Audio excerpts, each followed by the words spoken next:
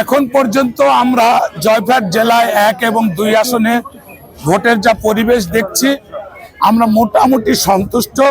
তবে আমাদের মনের মধ্যে একটি আশঙ্কা কাজ করছে, গুপ্ত বাহিনী, বট বাহিনী বিভিন্ন ষড়যন্ত্র করছেন। কারণ আপনারা জানেন জয়পুরহাট বিএনপির দুর্গ, ইনশাল্লাহ সুষ্ঠুভাবে জয়পুরহাটের মানুষ ভোট প্রয়োগ করার সুযোগ পেলে তারা আমাদের জয়পুরহাট 1-এ আমাদের প্রার্থী মাসুদ রানা প্রধান এবং জয়পুরহাট 2-এ আমাদের প্রার্থী বারী সাহেবকে বিপুল ভোটে নির্বাচিত করবেন বলে আমরা আশা প্রকাশ করছি। আমাদের গণসংযোগ, আমরা এমন একটি রাজনৈতিক দল, আমাদের ভোট উপলক্ষে আমরা মানুষের কাছে আসিনি।